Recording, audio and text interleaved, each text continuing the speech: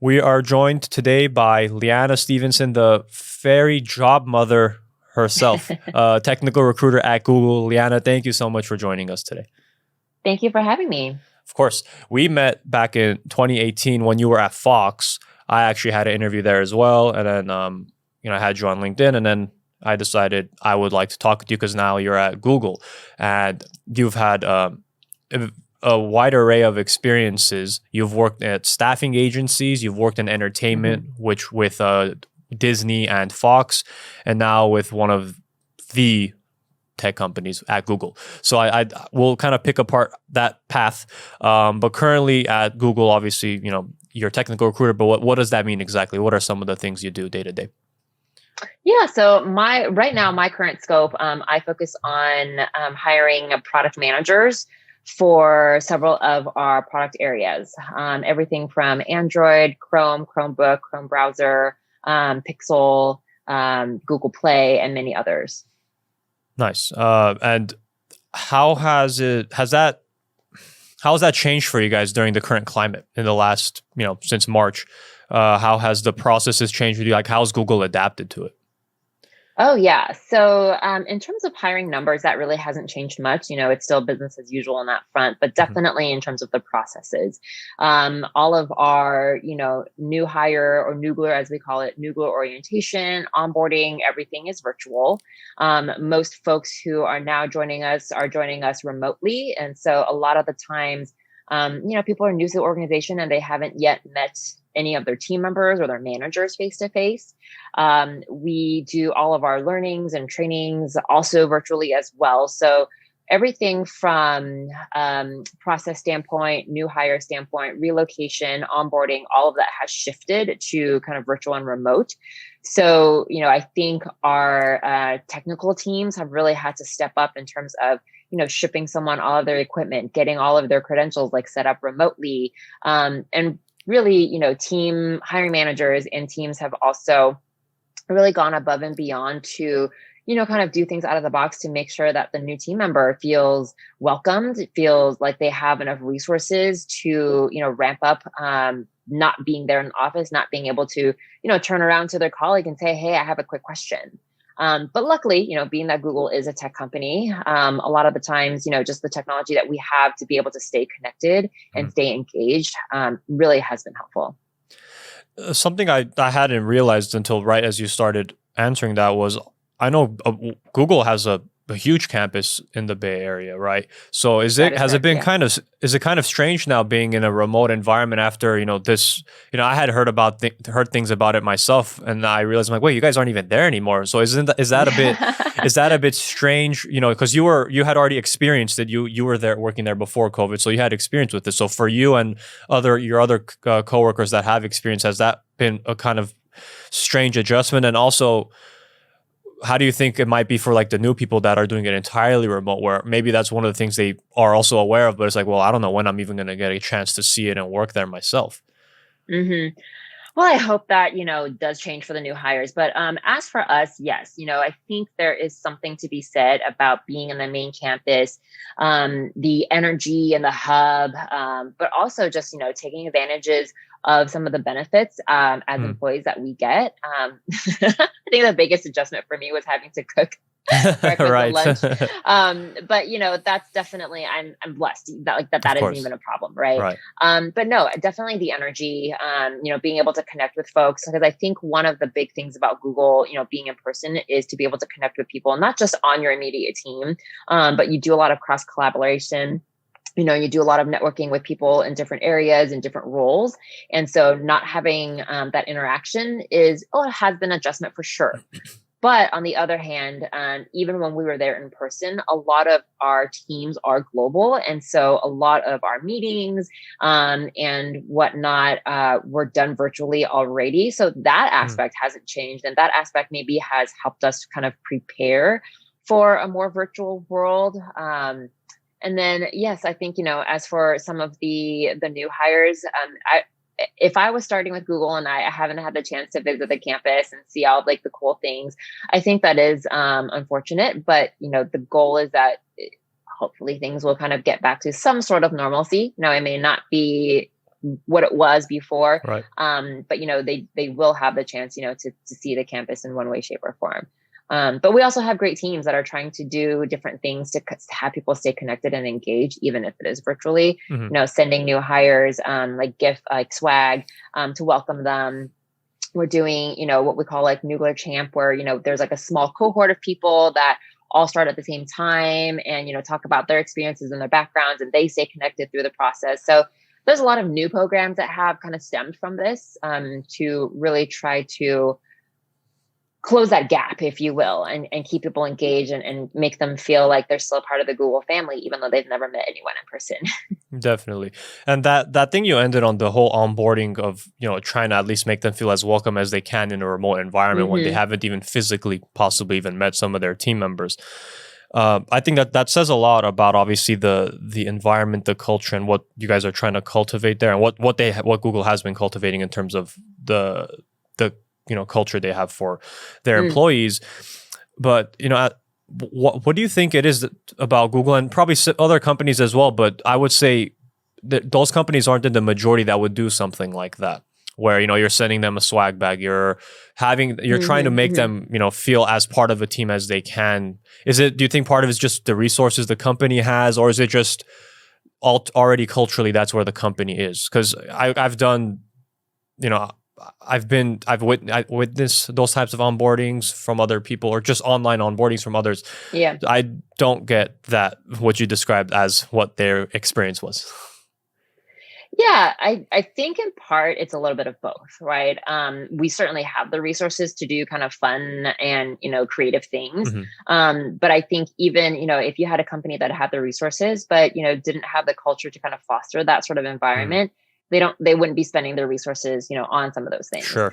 And yeah, so I definitely think the culture is what really drives it. And then the resources is what allows our culture to continue to grow, and for us to be able to express that and really follow through, if that makes sense. Yeah, definitely. And that's kind of what I figured, because again, even if you have the resources, but if you don't have that environment, really, then it doesn't really matter how how you're going to end up utilizing it. So for what you do, is it accurate to say you're kind of like the first line of defense in allowing a person into like the company? Like, for example, so they speak with you first, and then if you feel like they kind of fit the boxes that Google's looking for just for an employee in terms of soft skills, and on the hard skill side, like I'm sure you don't maybe get into in as much depth as a person in the next round would, but is that kind of what you and someone similar in your role does? It's like, first, let me make sure they check the boxes culturally, they'd be a good fit for the company, they have the aptitude for the job, and then from there they'll go into the technical aspects with the managers or whoever the other hiring people are? Or is it a little bit different? It's a little bit of both. So yes, we are the first point of contact. We understand kind of what the business needs are and what the businesses are looking for. So we do, certainly connect with candidates and try to get a better understanding of their backgrounds to see if it is a fit. But what we also do is really build that relationship with the candidates to kind of figure out like, what is it that they're looking for too, right? Because yes, maybe you have experience in X, Y, and Z, but that may or may not be something that you want to explore, right? Maybe you want to take your experience in X, Y, and Z and really stretch and do something a little bit different. And what could that look like?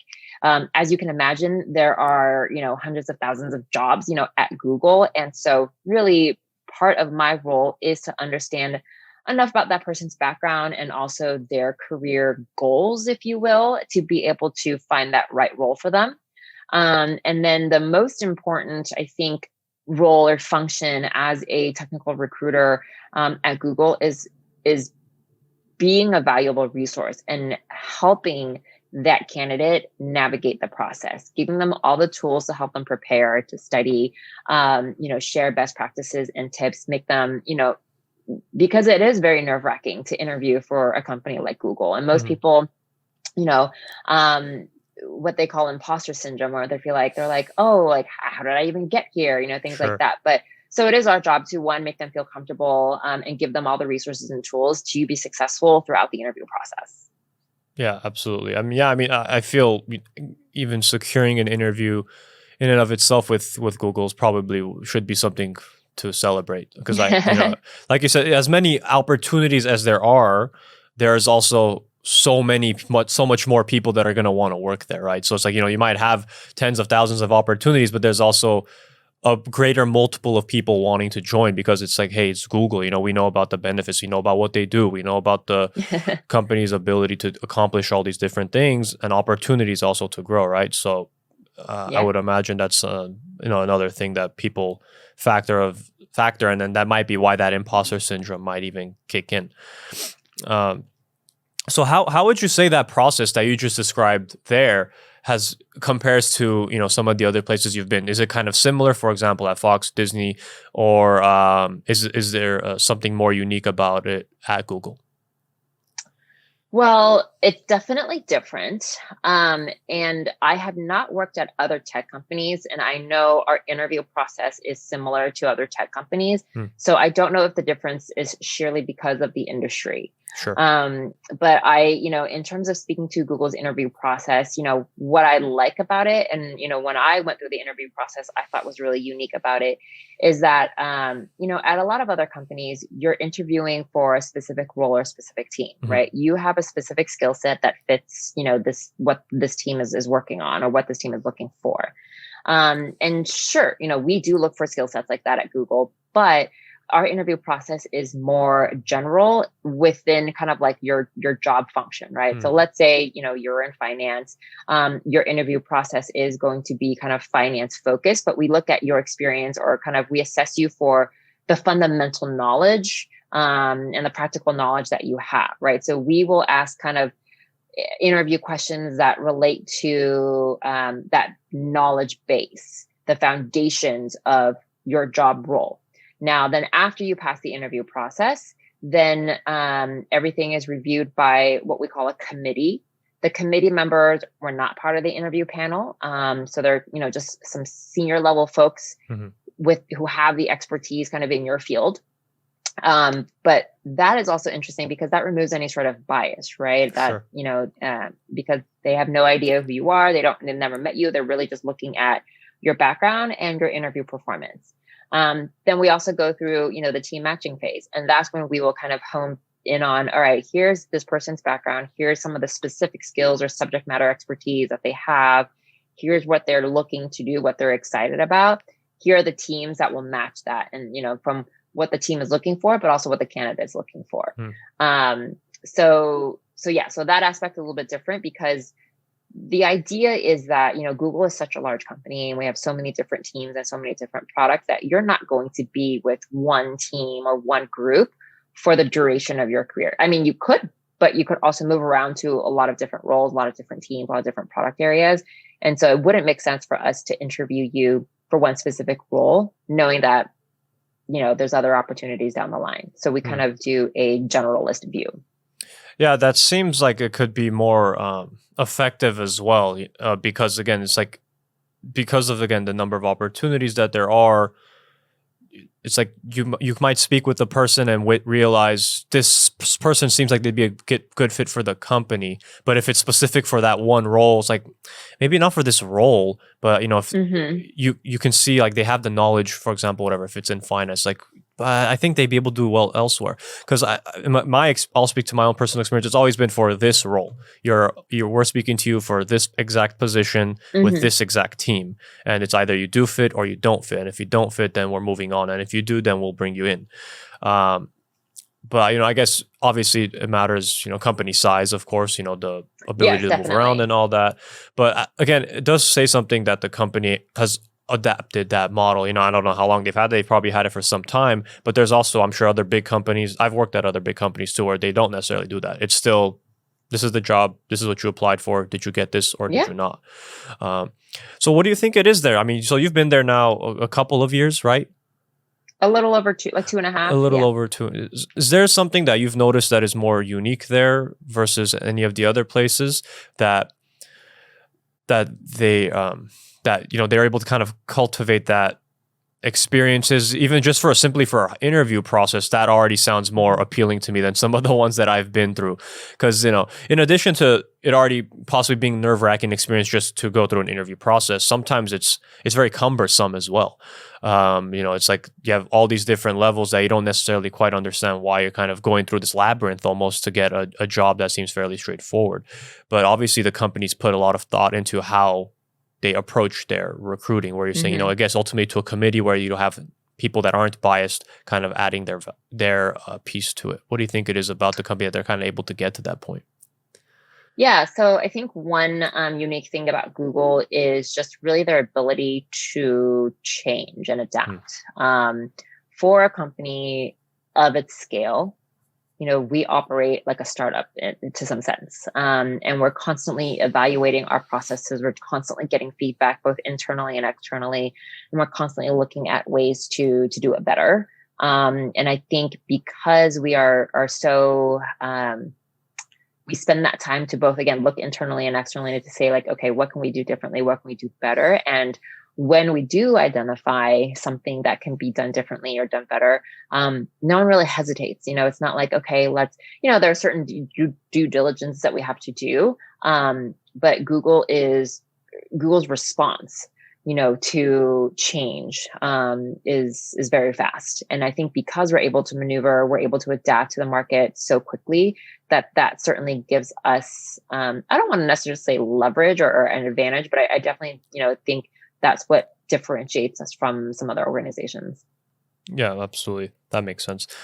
Would you say there's, so like, let's take an example from any of your prior roles, even going back to the staffing agency. When it comes to kind of through all of your experiences, bringing on people, dealing with different people in different functions, is there, from industry to industry, do you notice a difference in the type of people that are attracted to those roles? So the type of people that is more willing to go to an entertainment company versus coming to a tech company versus just approaching a staffing agency? Or is there kind of overall, there's a common theme between all of the candidates you've seen, which I'm sure is plenty, but common themes over them through all the years that you've been doing this? Ooh, okay, that's a tough question. So to the first part of the question, no, I don't think there is a type of person that's attracted to, entertainment over technology over, something else. Sure. I think what really inherits is their early career or what that person's really passionate about, right?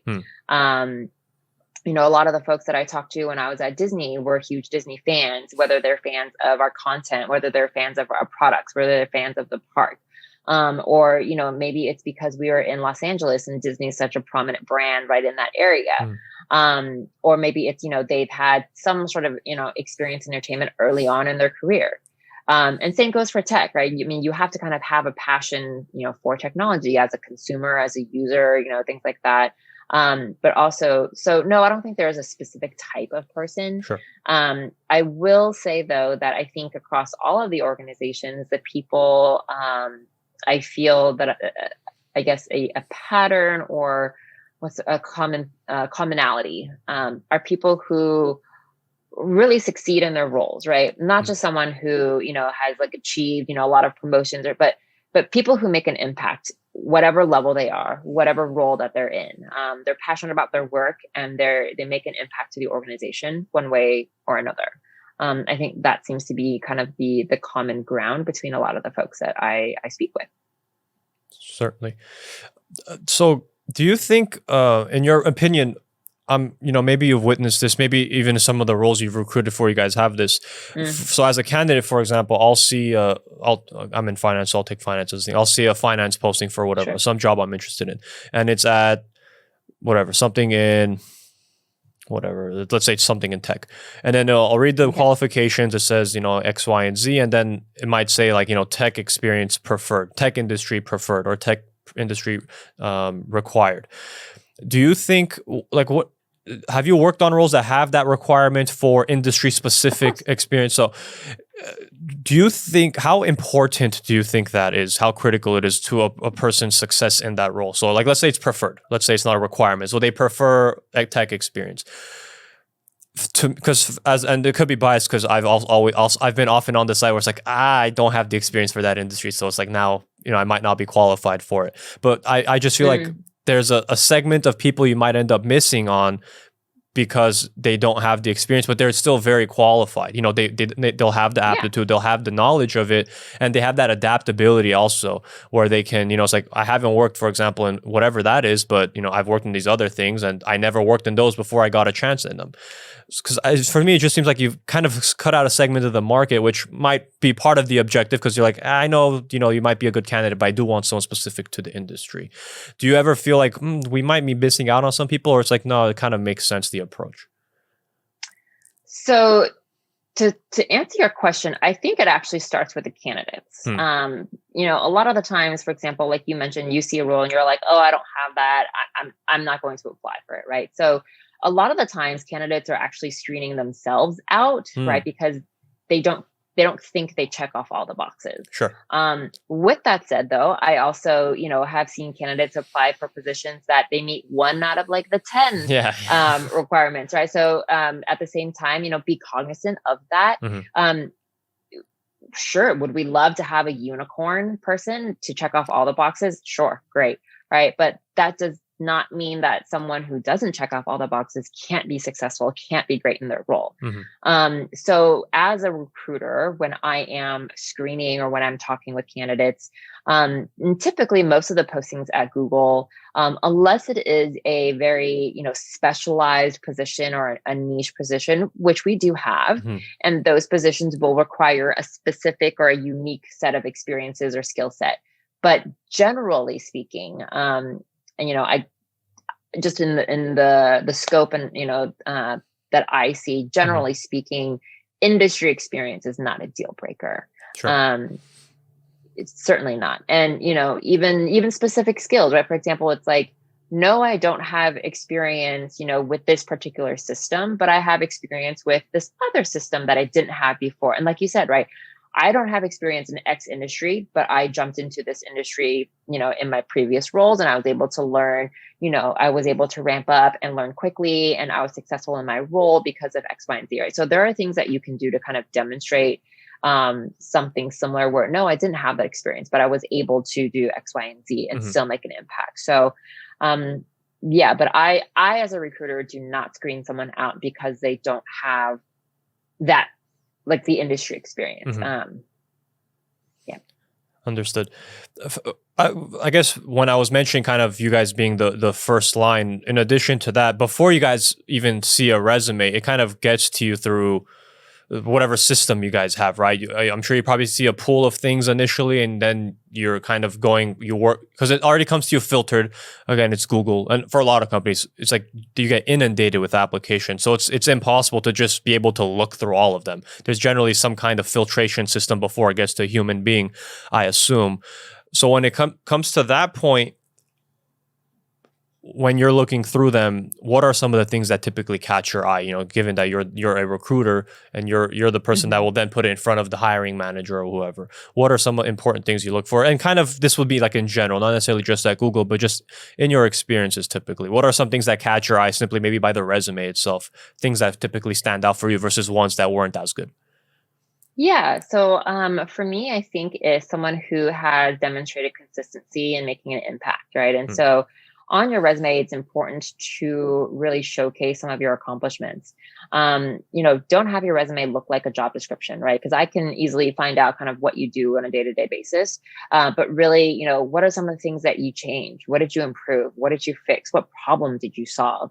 If I can see, some of those things and some of those qualities consistently, job after job, that means, that's someone that I would want to reach out to and chat with. And again, this is all industries, all roles. And someone who I have seen, been successful, whether that is, maybe someone's been with an organization for a long time and has been promoted through going up the ladder, or if they've, made moves and jumps to other organizations, but have advanced every time, and the scope and the responsibilities continue to grow throughout their career. someone who is successful, in school and in academics, maybe even like hobbies and passion things that they're, focused on, like a lot, for example, like you starting this podcast. I think that's great that that's something that you pursued. So there's a lot of different things that can make a person stand out. I think it just comes down to how they represent themselves in the story that they're telling, on their resume or on their LinkedIn profile. Understood. I like how you described that, because I think for me, I feel like if I was a recruiter, that's some stuff that would stand out to me too, because you'll probably a majority of them kind of read like a JD.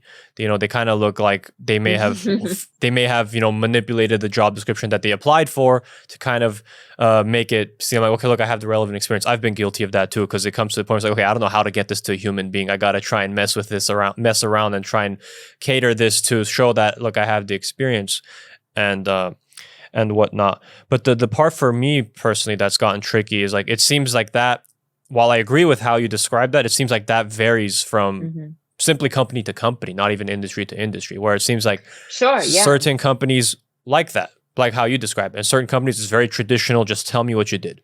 I don't really care about some of the other stuff that make you use. Just more like, can you do the job or not?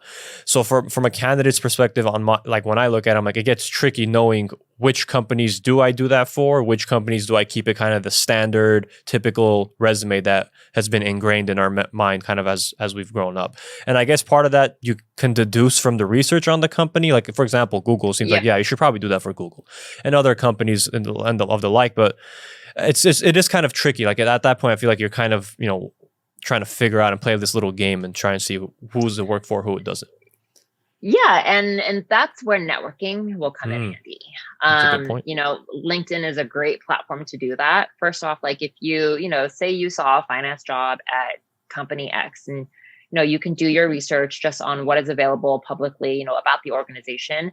But looking at your network, see if there's anyone at the organization. And if you don't, look at other people in that organization who are in the role that you're applying for, the role that you're interested in, right? Take a look at their background, see how they represent themselves. Or, even if you don't know them, take a risk, reach out and say, hey, my name's Leanna.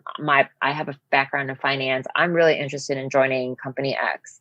I see that you've been there for, a couple of years. Curious, like, would you be able to spend 5-10 minutes with me and just tell me about your experience? You're not really asking them for, a favor or referral, right? You're phrasing it and you're coming off like, I just want to learn a little bit more about what you do and your experience at that organization.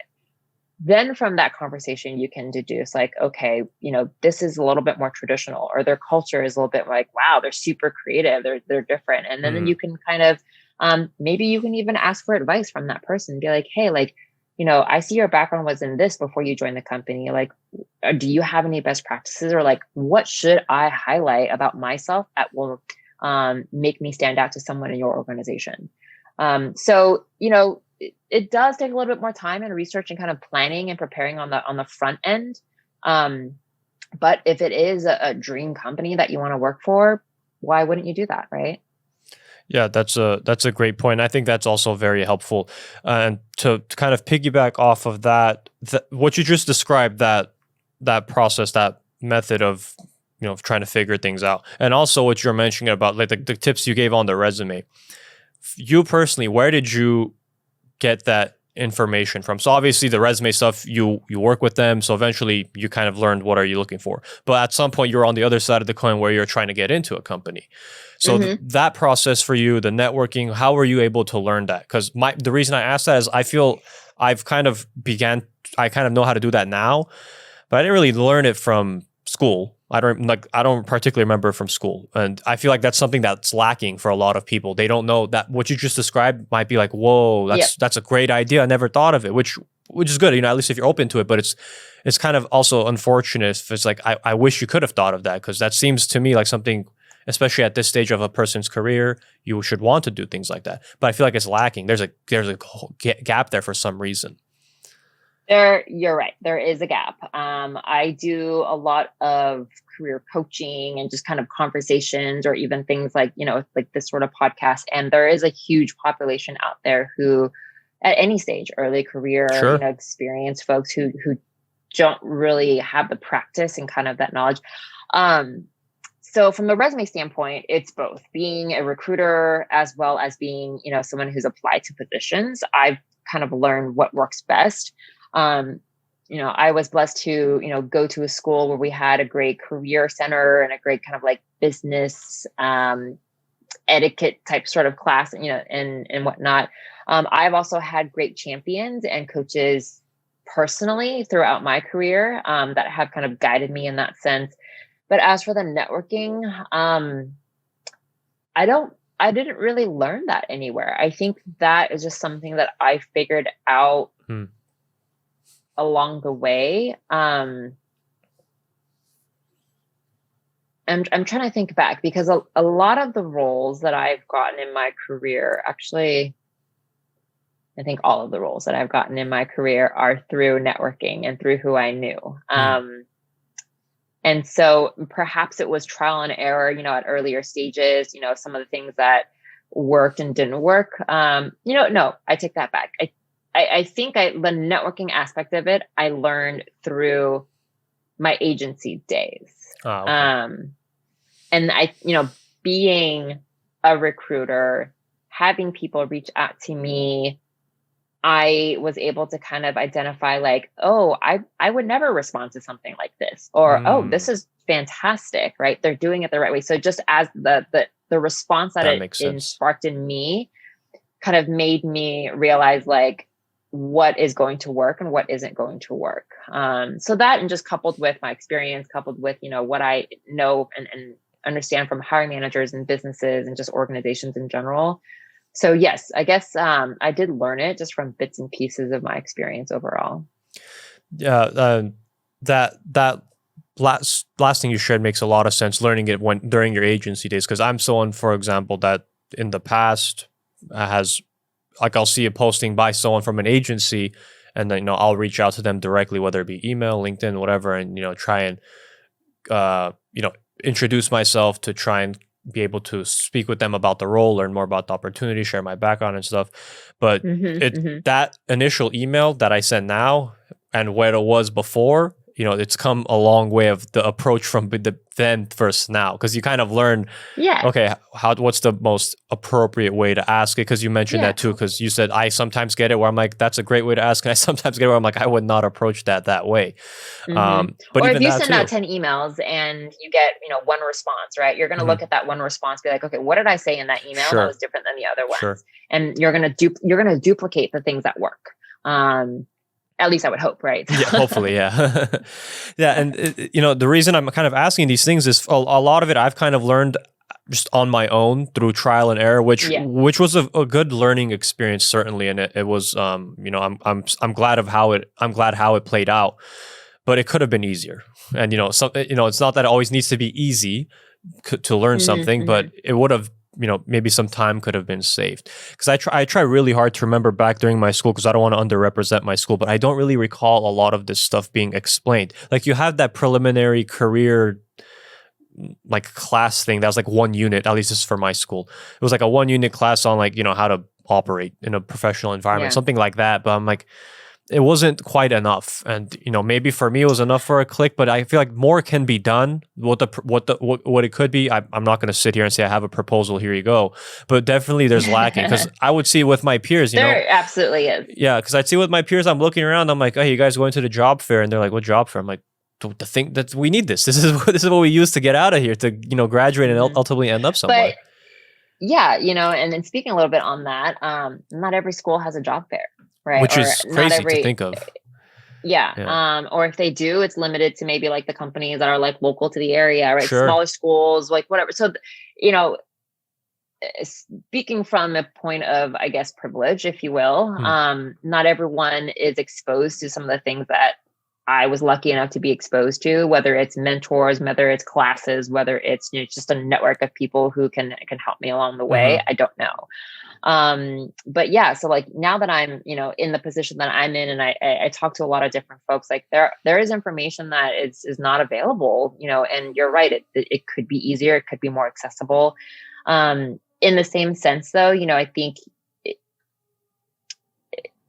a lot of folks, don't take that time initially to do the research and to find the resources, right? Oh, definitely. It might be a little bit harder to find some of the resources because it's not just readily available to them, but they're out there. If you take the time, to really dig and research, and be creative.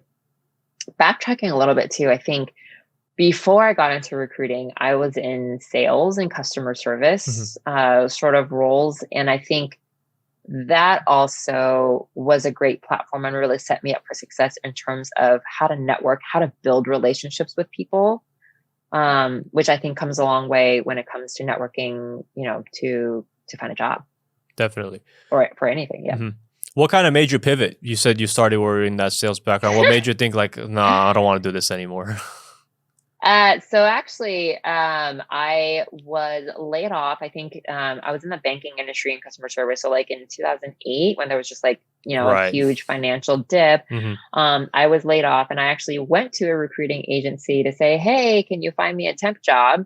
And the managing, like the recruiting manager there was like, oh, you have a great background in customer service and sales. Have you thought about a career in recruiting? And I said, no, what is it? And, she kind of gave me the rundown, and they offered me an opportunity, to start off as a recruiting coordinator to learn. And I'm like, sure, I'll take it. And then I just fell in love. That's very funny how that works out. Huh? You went to a place to get a job, and then said they gave you a job, but for them, not with a different company. Yeah. So I'm very grateful to that manager. She's one of my champions, and she's one of my mentors even now. Because she saw something and saw a lot of potential and introduced me to, this industry and how I can make a difference in other people's lives. And that's how I fell in love with it. So yeah, it's a very funny story, but a lot of recruiters I talk to, have a similar path. I don't think recruiting, right, is something that you think about like when you're in school and you have your job fairs. But there's a lot of other backgrounds that kind of feed into and can make someone a successful recruiter. When you were back in your staffing days, what were the types of different functions you specifically worked with? So I started off staffing in the medical field. So like medical assistants, fillers, radiologists, things like that. And then I transitioned into finance.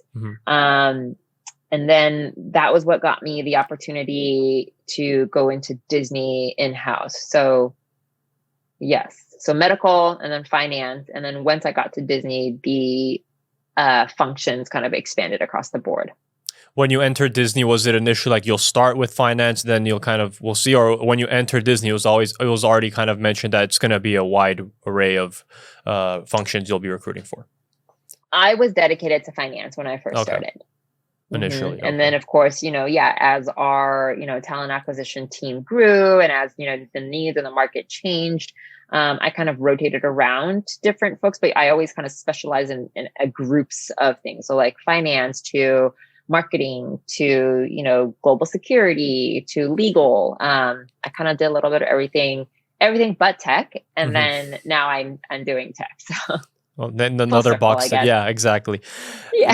So, because something I noticed, just in my experience, again, when it's come to seeing a role posted by a staffing agency or introducing myself to a new staffing agency one way or another, and I was kind of hoping you'd say finance because I wanted to hear if you've noticed this too. I noticed there was a lot of people in recruiting with a staffing agency that would recruit for finance and accounting whose previous jobs were like in finance and accounting, like CPAs were now recruiting. And when I started to notice that, I'm like, it seemed strange to me. I'm like, wait, you were a CPA. Why are you recruiting now? Like, I don't know. To me, I was like, it seems like a strange pivot.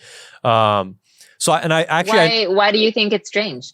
I don't know. I feel like thinking about it, I'm like, I don't like, how do you get there? It's strange to me because I'm like the path to it seems unorthodox, but I mean it probably isn't given the number that I've seen. And it's funny, I haven't had a chance to ask anyone, but now that you've I'm sure you've worked with them. I'm curious to know. I have a lot of my friends from agency actually were CPA. So couple different stories, I guess, that I've heard. Yeah. The one story is that, the life of a CPA is not necessarily cut out for everybody, right? Sure. The crazy hours, it's just all of that. And, a lot of times people are pressured into, getting their CPA, whether it's from parents or, whatever. And then I've had other folks who, just got tired of doing that. But the thing is there's a couple different things. A lot of recruiting agencies will go after people who have had the industry experience and knowledge, who are looking to do something different in their careers. Because when you are speaking to candidates in the finance field, right, and you're looking for auditors or tax specialists, right, because you've been there, you already have a level of credibility against maybe someone who doesn't. Sure. Right. So like if you were like, hey, tell me a little bit about this job and the scope and like what are some of the challenges?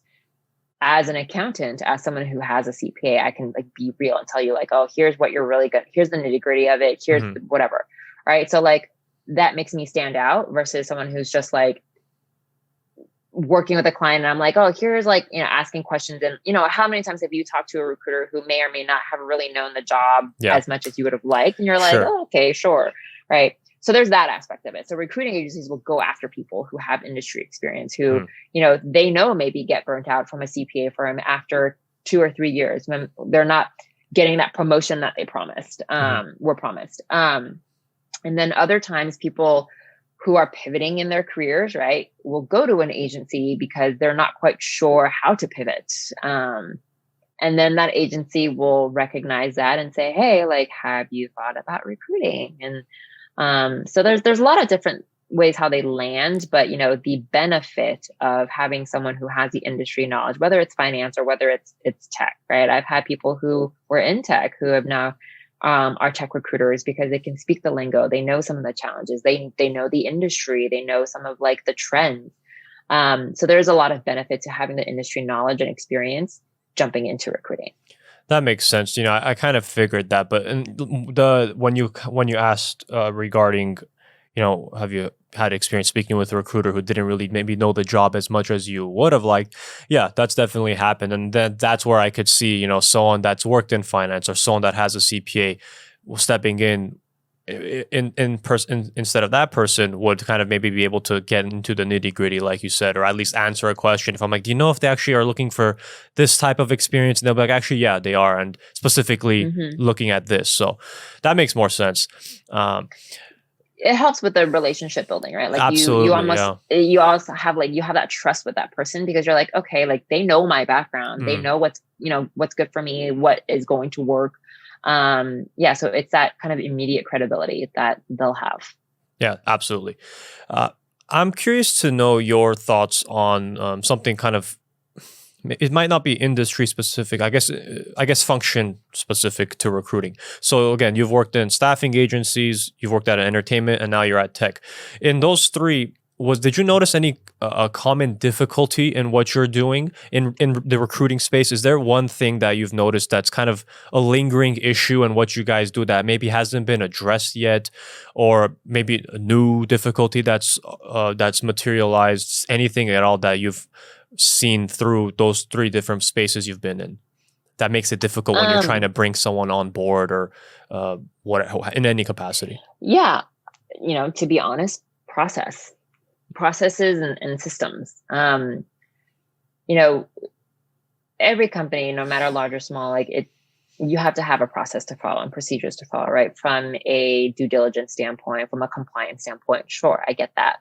But at the same time, those very things that are supposed to help us do our job oftentimes are the ones that really hinder us from doing our jobs. And there's a lot of different ways to kind of look at this, but just even from sheer timeline perspective, right? I've got a candidate who's got multiple offers and, we want to be competitive. At the same time, we have to follow our processes and there's just a waiting period. Sure. So yeah, again, there's tools and systems and things that are supposed to help us. But at the same time, there's sometimes too many steps in the process that really prevent us from doing our job. But But you navigate that by setting the expectation with the candidate early on, like be upfront and say, hey, this is going to take a while. Here's our timeline. I know if you're interviewing, make sure other companies know that, right? Communicate that out. So you do your best to really be transparent and spell it out for them, so that it's not, any surprises at the end. But yeah. That makes sense. There's a while you were kind of highlighting the timeline thing, that's something that I've gotten frustrated with myself personally in the past, where but it's more so not because, if a company says it up front, like you mentioned, you tell them straightforward, hey, we're recruiting for this role, we're interested in you, but bear in mind it might take some time, because whatever you guys have, whatever the processes might be, you don't always disclose it, of course. The part that I've had multiple experiences with that be frustrating those is that whether it might be like from a recruiter, they'll say, they'll finish the initial screening, and then they might say, okay, we'll get back to you by next Thursday, whatever. And then next Thursday comes, you don't hear back, you'll send a follow-up, and then you just end up never hearing again. So you obviously will take that as, well, they're not moving forward. But I think the frustrating thing for me is that you don't get that closure or the clarity of, well, so did it happen or not? Because, and that's why, like, as I'll try and take the onus on myself and be like, okay, let me just take out the possible confusion and just ask straightforward, hey, when can I expect to hear back on anything, if we're moving forward, if we're not. And typically I do get a response. Sometimes it's, I don't know. If it's I don't know, then, you can't really get frustrated with anything there, I'm sure. But for me, the difficulty is when they say a date. The date comes, I don't hear back. I'll maybe give them like 1 or 2 days after, then I'll send a follow-up and I just don't hear anymore. And I'm not sure if you've heard of that happening before other places. And if it does happen, I figured. I just didn't want to possibly feel like you had to out anyone.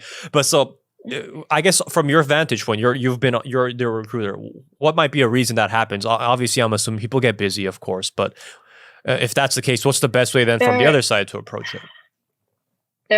There's really no reason it should happen, and it is very unfortunate that it happens. A lot. There's a lot of reasons why, whether it's your candidacy, whether the job is closed, maybe there's an internal candidate at play, or maybe the business decided they didn't want to hire anybody, or maybe there's something in the budget. There's 100, maybe 1,000 reasons. Sure.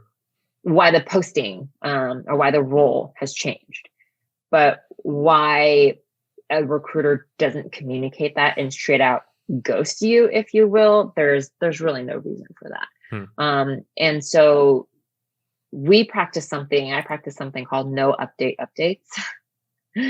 So, even if it's that would be great. Every now and then it's like, hey, I know you're still waiting to hear. Thanks so much for your patience. Like, I don't have any updates yet, because a lot of times recruiters are the middlemen, right? Like, we have our hiring managers, we have the businesses, we've got, X, Y, and Z, plus we've got the candidates. And there's only so much that we have the power to control. And yeah, it happens that sometimes people just don't respond to us, right? We share your resume with someone, we're waiting for someone to get feedback. So, but there's no reason why I shouldn't communicate that out to you. Sure. Like, hey, I sent your resume on, I'm still waiting for feedback. Please bear with me. I'll check back in, right? And if I say I'm going to check back in with you at a certain time, I should check back with you at a certain time.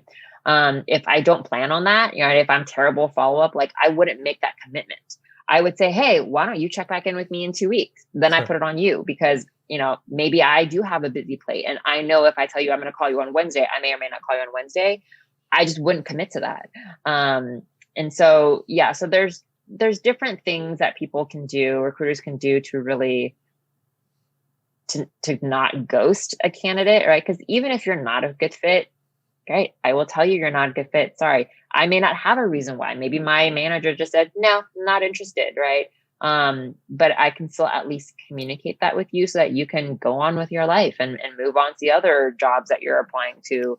But still, keep a good relationship so that, hey, maybe 6 months down the line, a year down the line, if I have another position that might be a fit, we can have that opportunity to reconnect, right?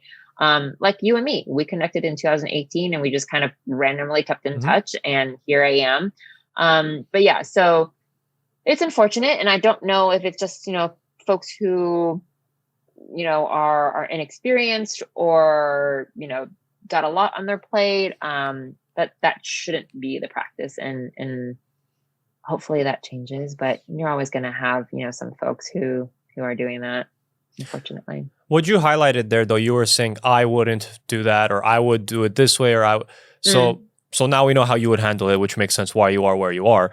But what I'm kind of wondering while you were describing that, or even just in my experience, because again, I'm thinking, okay, if a recruiter said, I'll call you Tuesday, they don't call you Tuesday, you follow up and they're gone all of a sudden. What I'm beginning to kind of wonder is like, well, does someone like audit that in a way? It's like, is there someone that's checking, hey, did you follow up with so-and-so and let them know that they're not going to move forward? Or is that like a manager's duty to check on that? Or is that not really even part of the things? Like, look, if they're an outside candidate and they're not going, then whatever, don't worry about it. Obviously, if a hiring manager said, hey, make sure you schedule them for a second round and then you don't, I'm sure it's a different conversation. But if you don't even get to that point, then it's like, okay, we had one interview, the recruiter spoke with them, they're not a fit, let them know, and then you don't. It's like, does anyone even bother checking, hey, did you let them know or not? Or it's already kind of like, well, why does it matter? He doesn't work here, or he's not going to work here. Why do we even bother?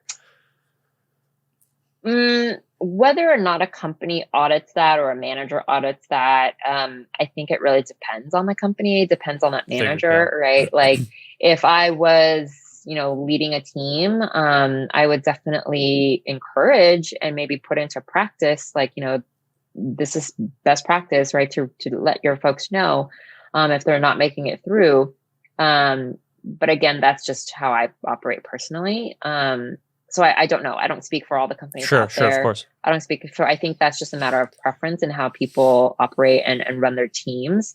And then also, I would think a lot of organizations, like the system, once they fill a job, let's say, and they close out that requisition, people who have applied to that will get like your default, thank you for applying, the position's, filled, or, whatever generic, auto response is.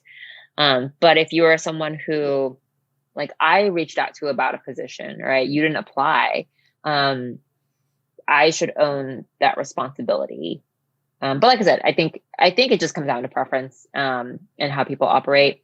There's really no standard across industry or, companies that say you have to audit and make sure that anyone that has interviewed gets rejected over the phone or anything like that. There's no like rule that people follow, unfortunately. Yeah, because I try and understand, because there's times where I get like super frustrated. I'm like, I don't get it. They said this is the time I'll hear back, and then they don't say anything. It's like, what else could I have done on my end? That's why, like, I'll try and start having I'll have conversations with other people to like, hey, have you ever had an experience like this? And they'll be like, yes. I'm like, that's so strange. Like, I wonder.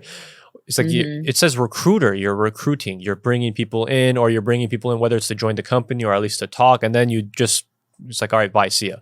And I've also had it, of course, where they actually do follow up. They'll do say, hey, I'm sorry, you didn't get the opportunity. And at that point, I'm like, well, thank you. Like, but it ends up happening where it's gotten like so few and far in between. So when it does end up happening, I'm so surprised. I'm almost like just as excited hearing the rejection as I am the acceptance. Cause it's like, well, at least I know, so I can, formally cross that one out and kind of move forward to the next one.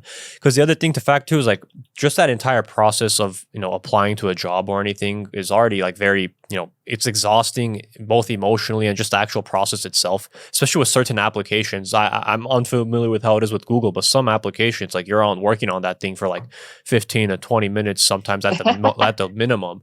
And you have some like Netflix's, for example, you literally just attach it and submit it and it goes.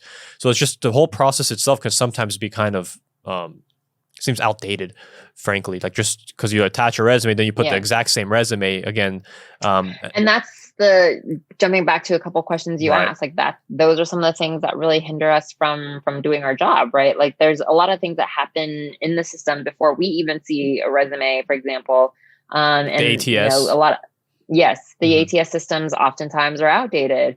So there's a lot of things, like the tools that are supposed to help us and manage that, like, I get they have to exist, but those are also the very tools that, provide challenges for us recruiters. So is there any, I don't know if you can even share any advice on it or any advice you've maybe been able to garner yourself when it comes to ATS systems? Is there like what's the best way to make those work? Because that's something I feel like I'm always banging my head on the wall when it comes to those. Like I don't know how to make this Well, thing work. you're regardless at some point in the process, you're going to have to go into that system. You're going to have to fill out an application. But what you can do in conjunction is don't just fill out the application and wait for someone to reach out to you, right? Do that networking. Put in the application, but find out if you know anyone who knows anyone who knows anyone. It could be 6 degrees of separation, but if there is a path to link you to anyone in that organization, find a way. Because, you may, have an informal conversation, like a friend of a friend of a friend knows someone who knows someone at that organization. You have a 5-minute conversation with them. They feel a little bit more comfortable and, as to, they may not know you personally, but having that conversation, they feel like, okay, cool. And they may be able to find some more information, like a contact person. They may not share it with you, right? But they can reach out and email like the recruiter and say, hey, I had a conversation with Manwan. I don't know his background too much, or I don't know what it is you're looking for, but seems to be a good guy, right? And then boom, next thing you know, your application is just flagged a little bit. It's bringing visibility to your application that otherwise might sit in a pool for a little while longer.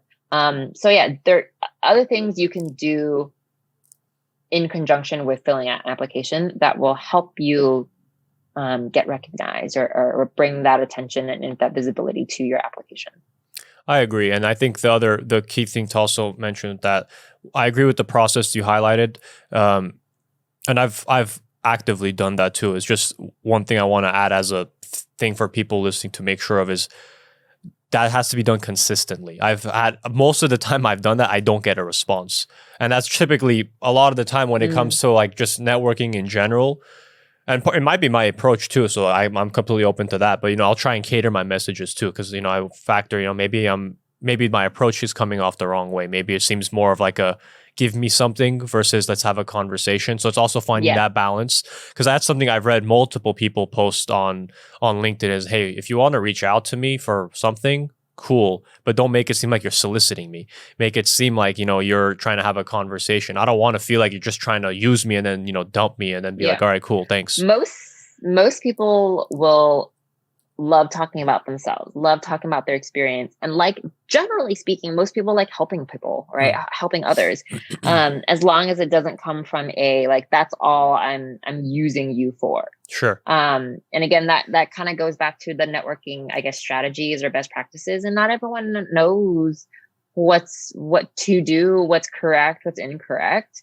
They assume like, oh, that's what LinkedIn is for. You just reach out to folks and you're like, hey, I've definitely gotten folks who reach out to me, just send me their resume and they're like, hey, I'm looking for a job. Here's my resume. I'm like, okay, so you're tasking me, to look where, but versus someone who's like, hi, like, here's a little bit about my background. Here's a job at your company that I saw that I think would be a fit. Would love to get your thoughts, right? And have a conversation. Like those folks I'm happy to at least engage with and respond to and give them some guidance and point them in the right direction. But yeah, so it comes down to kind of just networking know-how. And, like we talked about earlier, just, not everyone understands what to do, what not to do. They're not given the education, to do that. Shameless plug, I am doing a little talk on networking next Thursday. Oh, great. Yeah, so the link is in my LinkedIn, but that's one of the reasons, because there's a lot of people I've encountered that don't know that. And so just sharing some insight where I can. Yeah, and that would be great. If I can tune in myself, I definitely will. Because that's, again, like we discussed, that's something that's lacking. I don't know, maybe if instituting a full-blown course, and I'm sure certain schools have it. I'm not saying like it's nowhere to be found. I'm sure certain schools do have something like that. I can't imagine there's none that have it. But I don't think it'd be a lot of maybe even like LinkedIn Learning, right? There might be some free certainly kind of networking tips out there. Facebook groups, there's sometimes there's a lot of resources out there that people don't typically think about. Meetup groups, obviously not like virtual meetup groups now, sure. That talk about that. But I think if someone does a quick search on like networking tips or best practices, like they could find, some courses out there that might be free. whether it's in their communities, whether it's, online. But I certainly advise people to take a look, see what's available out there. Yeah. There are certainly a lot of resources. For me, I just kind of wonder, like, how do you get the people to the resource? And it's not always, Right. I mean, it's their responsibility, of course, to even figure out, like, hey, I'm struggling with this, so what do I do? You should probably do some research. But there's But sometimes maybe they people don't have that the ability to. Yeah. exactly. That's exactly. So it's like, finding a way is like, okay, how do you just guide them? I'm not saying, hold their hand, take them and, tell them this is how you do it, but, guide them towards a resource. And that's kind of one of the things I was thinking about is like, that's part of the reason why I started doing this is because like, I felt like I was in that position where I'm like, I don't know. How do I do this? And like, I did it through my own research, but like I said, it would have been nice if someone kind of pushed me and be like, here, go that way and then figure it out going there. Versus me like going through like 10 different avenues. That in and of itself, again, had its own value, definitely, but could have saved some time had it not been that way. Agreed. Yeah, definitely. Leanna, so you shared a bunch of very helpful information today. I definitely will be using a lot of what you shared as well for myself personally, because, like I said, because I've always had one way of looking at recruiters, because I always get that one side of it. A lot of the time is I end up getting stonewalled or something, and whether it have been something I did or just that's what the processes have been. So I was like, I don't want to have a sour relationship with that space. So I was like, let me kind of try and understand it more. And I know people too that kind of feel similar ways. So I think it's a lot of helpful information that you shared. And I hope to kind of be able to hop in on that networking thing you mentioned too. I'm sure there's a lot of very informative information there. And that's, you said that link is in your LinkedIn? Yes. Okay, perfect. Well, that's Leanna Stephenson from Google. Leanna, thank you again so much for joining. Any parting thoughts you'd like to say? Any like maybe final notes and tidbits that you think might help people? I know you've already shared a lot, so you might not have anything else to add, but just in case, by all means. Yeah. I mean, be consistent, take risks, right? If one way is not working, try something out, try something else. Keep at it. Perfect. Thank you very much, Leanna. Appreciate it. Have a great rest of your day. You too. Thank you. You got it.